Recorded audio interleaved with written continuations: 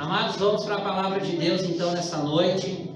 Vou pedir para vocês deixar a Bíblia de vocês aberta aí, 2 Reis, capítulo 5. A gente vai estar meditando hoje do versículo 1 até o versículo 15. Antes eu quero falar o título dessa mensagem, que eu intitulei da seguinte forma: Naamã e a cura da alma. Naamã e a cura da alma. Antes de nós lermos ainda o texto, eu quero fazer algumas considerações introdutórias. Esta história, amados, que é narrada nessa porção maravilhosa da palavra de Deus, elas passa-se nos tempos dos reis de Israel, aproximadamente o século 9 antes de Cristo, ou seja, há quase 3.000 anos atrás, pouco menos, 2.800, 2.900 anos atrás dos nossos dias. No período que lá em Israel, Deus tinha levantado os reis. Tinha começado lá com Saul e depois estava no período que Israel foi governada pelos reis. Então essa história ela se passa lá nesse contexto, nesse período. Segunda consideração: esse personagem principal aqui dessa mensagem chama-se Naamã. Naamã ele era sírio. Ele era de um território que ficava ao norte de Israel, de um outro povo. Um povo que era inimigo dos israelitas naquela época. E ele não era qualquer sírio, ele era o general, o comandante principal dos exércitos da Síria. Então ele era uma pessoa poderosa, rica, famosa e que tinha toda a confiança e prestígio do povo e do rei dos sírios. Então ele era muito importante, um grande chefe militar que já havia ganhado muitas e muitas batalhas. Também, e por fim aqui a última consideração, Naamã, ele era, como eu já disse, tão poderoso e próspero na Síria. Mas Naamã foi acometido com lepra, uma doença da pele. Ele tinha todo o poder, todo o prestígio, era poderoso, rico, influente, mas foi acometido de uma doença que naquela época, nos nossos dias de hoje, não se fala tanto em lepra, por causa da nossa medicina avançada, uma série de coisas. Mas uma das doenças mais temidas daquela época era a lepra. A lepra nós podemos comparar com os dias de hoje, para vocês terem uma noção do que era uma pessoa leprosa com um câncer. Hoje o temor que nós temos, do câncer, essa questão toda, essa doença que nos aterroriza só de ouvir falar o nome, era como se fosse o câncer daquela época, a lepra. Então quem tinha lepra era uma situação terrível, terrível naquela época. Então vamos para a palavra de Deus. Eu quero estar fazendo a leitura no primeiro trecho aqui, na primeira sessão, do versículo 1 até o versículo 7, que diz o seguinte: Naamã, comandante do exército do rei da Síria, era muito respeitado e honrado pelo seu senhor, pois por meio dele o Senhor dera vitória à Síria. Mas esse grande guerreiro ficou leproso. Ora, tropas da Síria haviam atacado Israel e levado cativa uma menina, que passou a servir a mulher de Naamã. Um dia, ela disse à sua senhora: se o meu senhor procurasse o profeta que está em Samaria, ele o curaria da lepra. Naamã foi contar ao seu senhor o que a menina israelita dissera. O rei da Síria respondeu: vá, eu darei uma carta que você entregará ao rei de Israel. Então Naamã partiu, levando consigo 350 quilos de prata, e 72 quilos de ouro, e 10 mudas de roupas finas. A carta que levou ao rei de Israel dizia: com essa carta estou te enviando meu oficial Naamã, para que o cures da lepra. Assim que o rei de Israel leu a carta, rasgou as vestes e disse: por acaso sou Deus, capaz de conceder vida ou morte? Por que este homem me envia alguém para que eu cure de lepra? Vejam como ele procura um motivo para se desentender comigo. Deixa a tua Bíblia aberta, até aqui por enquanto. Amados, Naamã nós vamos começar a ver esse texto aqui, nós vamos ver que fala que Naamã ele tinha uma menina, uma serva, que vivia em sua casa e que era empregada doméstica da sua esposa. E o texto aqui também vai dizer que essa menina, provavelmente uma adolescente, pré-adolescente, ela foi capturada do povo de Israel. Ela era israelita, ela era judia. E numa das incursões das guerras, os sírios, como eu já disse, eram inimigos de Israel, viviam tendo conflitos. Essa menina, numa das batalhas, a Bíblia não diz aqui, ela foi capturada. E ela foi trabalhar na casa do general Naamã, como escrava.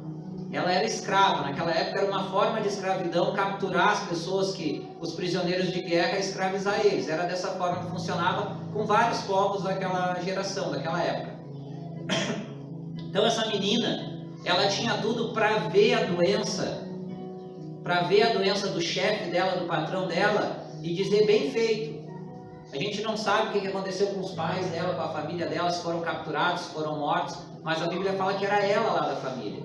Então ela tinha todos os motivos do mundo para se revoltar com aquela situação e com seu chefe, mas pelo contrário, ela tem misericórdia dele. Mesmo sendo uma escrava naquela casa, ela tem misericórdia, ela vê a doença, o sofrimento do chefe dela, do patrão dela, e ela tem misericórdia. Ela realmente era uma serva de Deus, uma enviada de Deus, que vivia num contexto, numa situação terrível de escravidão, longe da família, longe da terra dela, e ela tem misericórdia de Naamã. Então ela vai dizer para Naamã que se ele fosse até Samaria, até Israel, lá tinha um profeta, e nós vamos ver na continuação assim que esse profeta era o profeta Eliseu, e que se ele fosse lá, aquele profeta iria curar ele. Aleluia. Veja que ela acreditou em Deus e no poder de Deus, e como aquele homem era profeta de Deus, que ela conhecia, ela sabia, ela não diz que talvez, ela não diz quem sabe, ela diz que se for lá ele seria curado. Claro que tudo estava na direção de Deus, na questão de como nós temos que estar na presença de Deus. E uma primeira lição que nós temos aqui, amados, olhando primeiro para essa menina, antes de nós focar na história de Naamã. Essa menina era nova, tinha sido capturada, era escrava, estava longe da sua terra, da sua família, estava numa situação completamente adversa. Mas mesmo estando numa situação completamente adversa, mesmo estando abalada, mesmo sendo nova, ela não perde a confiança em Deus. E ali onde ela poderia fazer tudo que ela pudesse e estava ao seu alcance, para fazer corpo mole, para desejar a doença e até a morte daquele homem, ela usa de misericórdia, porque verdadeiramente ela era uma serva do Senhor. Então, amados, o que a gente aprende com o exemplo dessa menina, que não importa a circunstância que nós estamos vivendo, não importa se na nossa família a coisa está difícil, não importa se na tua casa com os teus familiares está se levantando uma tempestade, não importa se lá na tua família tem alguém que é usado pelo inimigo para apontar o dedo para ti. Lá nós somos chamados a ser sal da terra e luz do mundo, como essa menina. Não importa se no teu trabalho tem se levantado o inimigo e pessoas, enfim, para te afrontar, mesmo que o teu chefe, o teu patrão seja uma treva, lá você tem que ser como essa menina, sal da terra e luz do mundo. Aonde quer que nós estejamos, independente da circunstância que nós estaremos inseridos, muitas vezes como essa menina, na nossa vida, irmão Preto, na nossa vida, às vezes a gente está expostos, nós estamos expostos a situações que fogem ao nosso controle. Verdade. Que nós estamos inseridos, que surge e a gente não tem como controlar. Mas nós estamos ali. Mas nós sempre temos a opção de escolher, de ser um servo de Deus ali, de ser fiel a Deus ali, e de deixar ser usado por Deus mesmo em meio à tempestade, à dificuldade, à adversidade. Nós aprendemos algo valioso com essa menina. Quando a palavra de Deus diz assim, não retribua o mal com o mal, não pague o mal com o mal, ame os teus inimigos. Foi isso que ela fez. Não tinha ainda sido escrito o Novo Testamento, não tinha vindo Jesus, mas ela faz isso. Nós vemos no exemplo dessa menina o que é ser, amar, mesmo sejam os inimigos, não pagou o mal com mal. Ela amou. E esse é um exemplo lindo que nós temos nessa palavra. Aleluia. Amados, nós vamos ver na continuação do texto que foi lido aqui, que então Naamã acredita, mas ele acredita, creio eu, pelo que o texto dá a entender, que ele foi num desespero, num ato de desespero. A lepra naquela época era uma doença incurável, não existia tratamento nem cura para a lepra. Quem estava com lepra estava condenado a morrer de lepra. Tanto que tinha cidades de refúgio, se vocês forem estudar, lugares que eram especiais para os leprosos naquele, foi se desenvolvendo ali, né? Inclusive na lei mosaica tem menções disso. Então o leproso estava fadado a estar condenado, era uma doença incurável.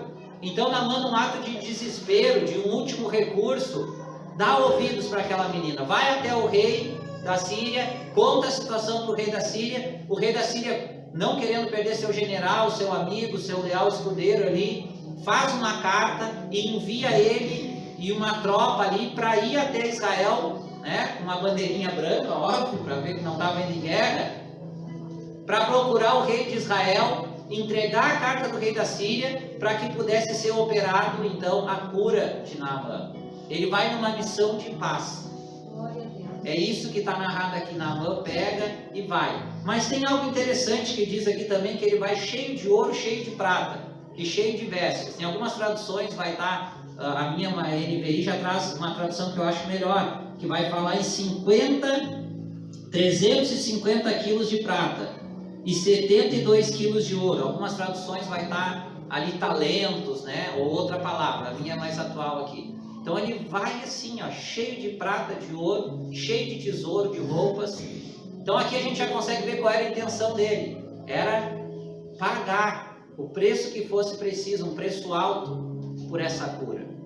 Vamos continuar aqui e ver o que o texto vai dizer. Vamos fazer a leitura do verso 8 até o verso 15, que diz o seguinte: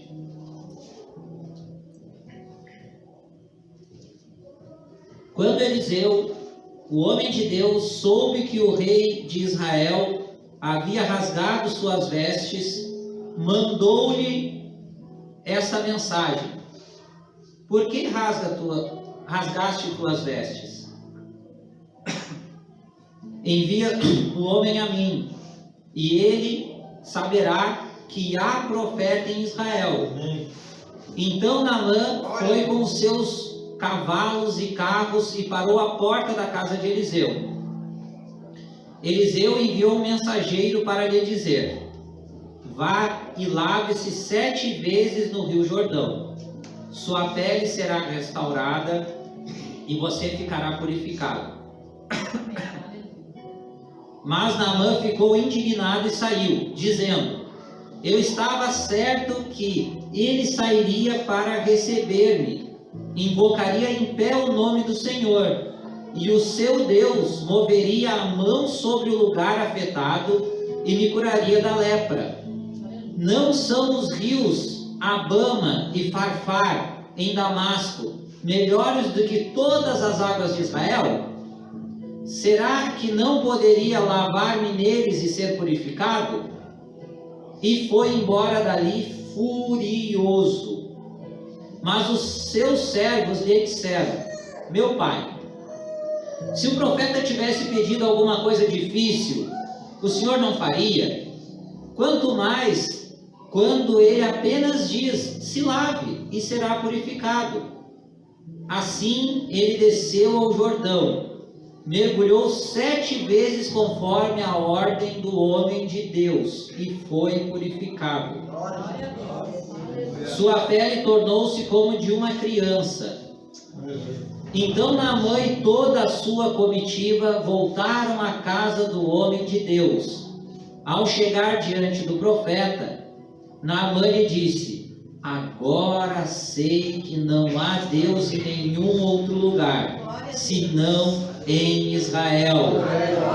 Por favor, aceite que eu lhe dê um presente. Aleluia.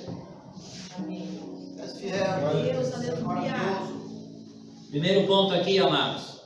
Então a gente vai ver a narrativa de que o rei, a atitude primeiro do rei de Israel.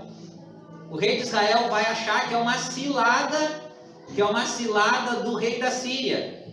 Vai dizer, acha que eu sou Deus para curar esse camarada aqui? Achando que era uma pegadinha, uma cilada do rei da Síria para eles poderem atacar Israel. Ele vai entender o recado errado. Mas o profeta Eliseu fica sabendo disso. E o profeta Eliseu manda dizer para o rei de Israel: manda esse homem para cá. E aí vocês vão ver que tem profeta em Israel. O rei tinha entendido errado. O rei não estava na direção de Deus, mas o profeta estava. Aleluia! E manda então, Naamã chega lá, com aquele pilha de ouro, com aquela pilha de prata, com aquelas vestes.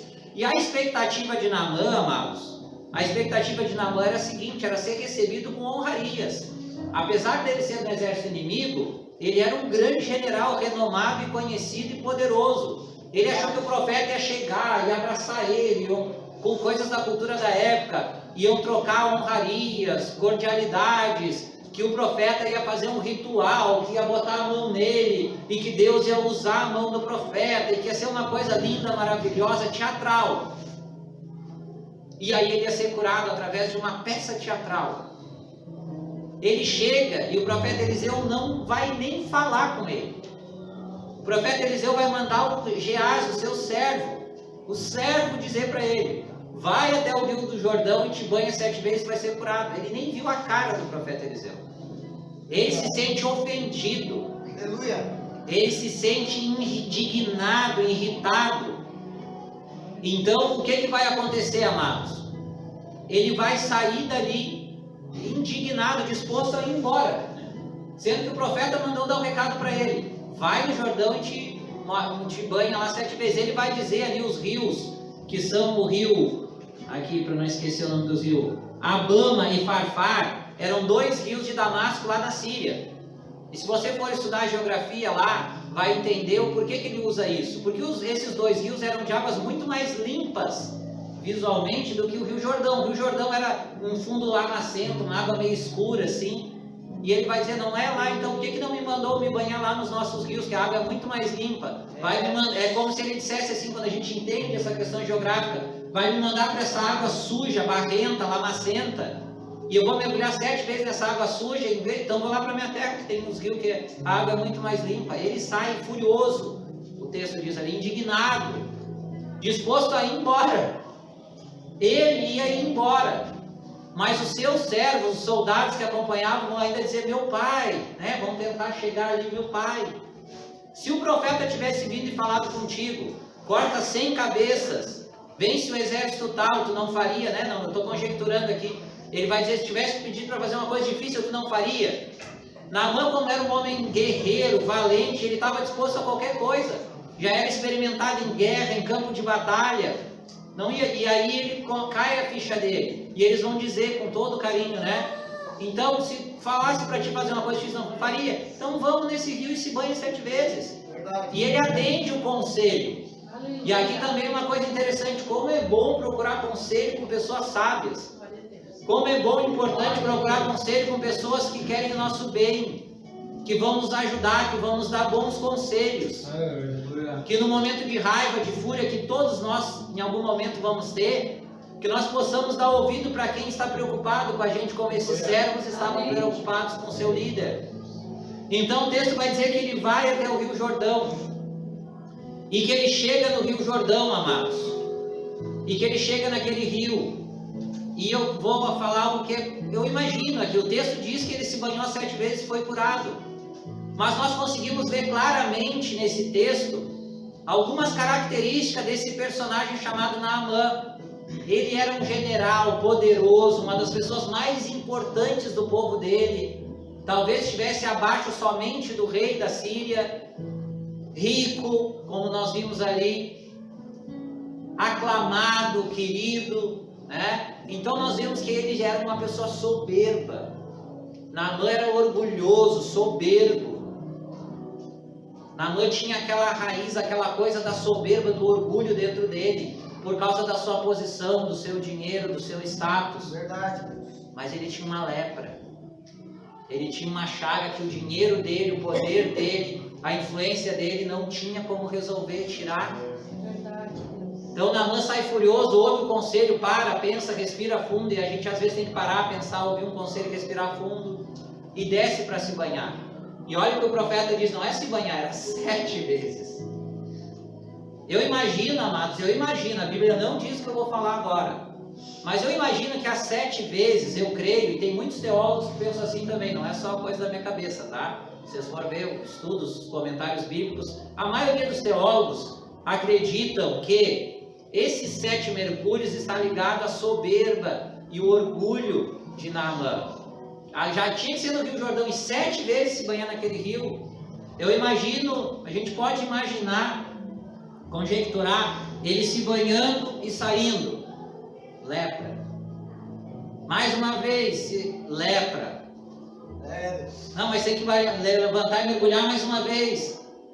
E aí imagina como aquele homem estava. Cada vez que ele mergulhava, ele tinha que se sujeitar, se humilhar.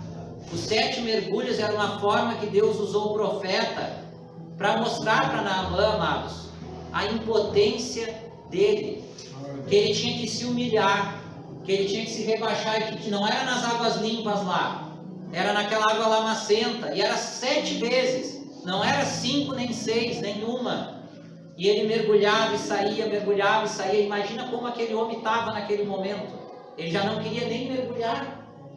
E aí imagina quando ele chega lá, respira, tá, agora falta só mais um. Eu fico imaginando a emoção, o sentimento de Naamã. Já tinha ido ali o orgulho dele, os soldados dele vendo ele se humilhar daquela maneira, mergulhar naquela água e sair, mergulhar naquela água e sair. Os soldados que vinham aquele grande general no campo de batalha, vencendo, lutando, dando ordens, gritando, dizendo tu faz isso, tu faz aquilo, estava lá, despido do seu orgulho, da sua soberba, da sua posição, mergulhando naquela água lamacenta. E chega então a 6ª vez e a 7ª vez, e eu imagino que ele tomou um suspiro, e ali, já livre daquele orgulho, daquela prepotência, deve ter dito até agora, e mergulhou e levantou, e a Bíblia diz que ele está curado. Glória a Deus. Depois do 7º mergulho, ele está curado. Aleluia. Amados, Naamã achava que podia comprar sua cura física. Ele levou aquele monte de dinheiro, aquele monte de ouro, prata, roupas, vestes e a sua influência, além de tudo aquilo. E ele achou que a sua influência, o seu nome, o seu dinheiro, o seu poder podia comprar a cura desse Deus de Israel. Mas Deus queria curá-lo das suas piores enfermidades, o orgulho e a soberba. Ele queria a cura física e queria usar a força, o dinheiro e o poder. Deus queria que ele se despisse do dinheiro, da força e do poder. E Deus queria curar as maiores enfermidades que ele tinha, que não era lepra. Era aquele orgulho, aquela soberba. E nós vamos ver um novo Naamã saindo daquelas águas. Porque o versículo 15 diz assim, ó. O versículo 15 depois vai dizer assim, ó. Então Naamã e toda a sua comitiva voltaram. Ele já estava curado. Ele já não estava mais na presença de Eliseu. Ele já estava curado. Era só ele rumar para a Síria e ir embora para a Síria curado. E vai dizer o texto: voltaram à casa do homem de Deus, e ao chegar diante do profeta, outro detalhe, aí o profeta foi receber ele. A primeira vez o profeta mandou o moço para humilhar mais ainda ele, que ele precisava ser humilhado por Deus. Dessa vez o profeta vai receber ele. E aí ele vai dizer direto para o profeta a seguinte frase. E aqui nós vemos uma verdadeira conversão. Isso é conversão. Agora sei que não há Deus em nenhum outro lugar, senão em Israel. Ele não volta mais. Você vai ver na continuação do texto que ele até vai oferecer ouro, prata, dinheiro, né? O que tu quer que eu te dê, eu te dou. mas ele volta, ele não chega oferecendo a prata, mais o dinheiro, o poder. Ele chega declarando para o profeta, ele voltou para dizer: agora eu sei que esse teu Deus é o Deus Todo-Poderoso. Agora eu sei que esse teu Deus é o Deus que não há outro Deus no mundo politeísta daquela época, cheio de deuses em tudo que é lugar, que eles adoravam vários e vários deuses. Não há outro, senão o Deus de Israel. É o mesmo homem que volta. É outro homem renovado, purificado, não só da lepra, mas como eu dei o título dessa mensagem, da alma, da cura da alma. A alma dele foi curada. Ele se converteu verdadeiramente a Deus. Aleluia. Amados, eu quero encerrar essa mensagem em 2 pontos aqui. Primeiro, o nosso, meu, de vocês, nosso, do ser humano, tá? O nosso egocentrismo, orgulho e soberba nos afastam de Deus e escurecem a nossa visão espiritual. O meu eu, o meu egocentrismo, meu eu sei, eu posso, é na força do meu braço, porque eu sei, eu sou inteligente, eu estudei, eu fiz não sei quantas faculdades, quantas pós, ou eu sou pedreiro há não sei quantos anos, ou eu sou advogado, ou eu sou pintor, eu sei, eu posso, eu tenho, eu domino. Eu estou na igreja há tanto tempo, eu isso, eu aquilo. O nosso egocentrismo, o nosso orgulho e a nossa soberba. Ah, eu sou crente, mas aqui nessa área aqui, isso aqui eu não me submeto a fazer.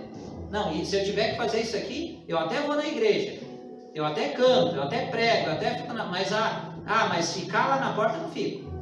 Ah, mas se tiver um dia que tiver, irmão Fabiano, irmão Preto, se tiver aqui um dia na igreja, eles vão lembrar agora. Tiver que um dia na igreja para cavar buraco e fazer uma cerca nova, passar um dia inteiro virando concreto e fazer cavar buraco, enfiar estaca numa cerca nova para botar um portão novo, aí eu não vou. Nós estávamos aqui, né, anos atrás, nessa igreja aqui, arrancando cerca velha, cavando buraco, virando concreto aqui. Se for para pegar uma escolinha que era um depósito, não sei do que ali, nós dizer, né, irmão Preto? Semana que vem vai ter criança dentro dessa escolinha aqui, né? Sem janela, sem porta, cheio de quinquilharia lá dentro. E naquela semana Deus abençoou, no outro culto as crianças estavam ali dentro. Ali. Às vezes tinha mais criança na escolinha do que gente no culto. Aleluia. Quando a gente sai, larga o nosso orgulho, o nosso eu. Ah, eu só vou se eu faço isso, eu aquilo. Não, amados. Primeira coisa que eu fiz na igreja, a minha mãe sabe, o primeiro trabalho que eu fiz na igreja foi subir num telhado de uma igreja de noite, numa noite, carregando telha nas costas para trocar a telha quebrada, porque ela ia ser inaugurada no outro dia. Glória a Deus. De noite, à luz da lua e das estrelas, lá em Cidreira lá. E no outro dia bateu um toró d'água, e começou uma goteirinha lá no canto lá, e eu sabia que tinha, e o pastor Paulo pregando lá. E eu saí quietinho da igreja, peguei uma escada, mas pensa num toró d'água, com mais telha nas costas para subir, para colocar lá, para ajeitar durante o culto, enquanto os irmãos cultuavam, para não poder continuar. Essa foi a primeira coisa, e é uma das coisas que eu mais tenho orgulho na obra de Deus até hoje. Amados, não é porque eu estou hoje pregando aqui, porque eu sou vice-presidente da igreja, líder do ensino, tenho teologia, só quem sabe a nossa caminhada com Cristo. E se eu tiver que subir em telhado durante o culto ou fazer buraco de cerca, eu vou fazer. Eu sirvo ao Deus Todo-Poderoso. E eu quero que Deus me use, eu quero que Deus use cada um de vocês naquilo que Ele precisar de vocês, de quando Ele precisar de vocês. Seja no altar da igreja, seja em cima de um telhado, seja abrindo buraco no chão, seja levantando tijolo, seja na tua casa, seja onde for e como for, sem orgulho, sem soberba, sem prepotência. Aleluia. Segundo e último ponto, não devemos buscar a Deus apenas pelo que Ele pode fazer por nós.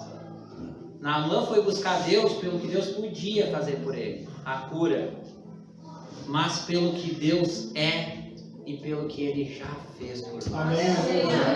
Glória a Deus. Quem busca Deus por interesse, não busca o Deus da Bíblia. Quem busca Deus para ter algo, para receber algo, está buscando Deus pelos motivos errados. Nós temos que buscar Deus por quem Ele é e por aquilo que Ele já fez por nós, e por aquilo que Ele faz por nós, e por aquilo que Ele ainda vai fazer por nós. Se não fosse Deus, nem existência nós teríamos.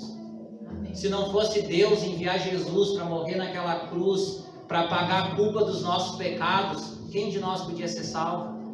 Como é que Deus já fez, Deus nos criou, Deus criou o mundo e tudo que nele há, Deus enviou o seu único Filho para morrer numa cruz por causa dos meus e dos teus pecados, o pecado de Adão e Eva. Aleluia, Deus é maravilhoso. Temos que buscar Deus pelo que Ele é e pelo que Ele fez por nós, não pelo que Ele pode dar para nós. Mas deixa eu te dizer uma coisa, Deus é tão bom, tão maravilhoso, nos ama tanto, que além de tudo que Ele já fez por nós, Ele faz muitas mais coisas por nós, porque a Bíblia é cheia de promessas. Além do que Ele já fez, além da salvação, Deus tem muitas bênçãos para mim e para ti nessa vida.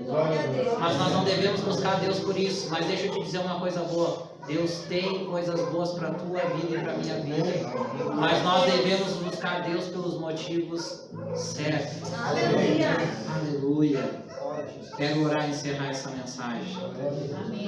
Querido e amado Deus, eu te dou graça, Pai, por nessa noite poder estar com essa igreja amada, mais uma vez, Senhor, esse lugar que o meu coração está aqui, Senhor, aonde muito eu aprendi, aonde muito o Senhor tratou comigo, aonde muito eu pude te servir, Senhor, na presença de irmãos e irmãs, Senhor.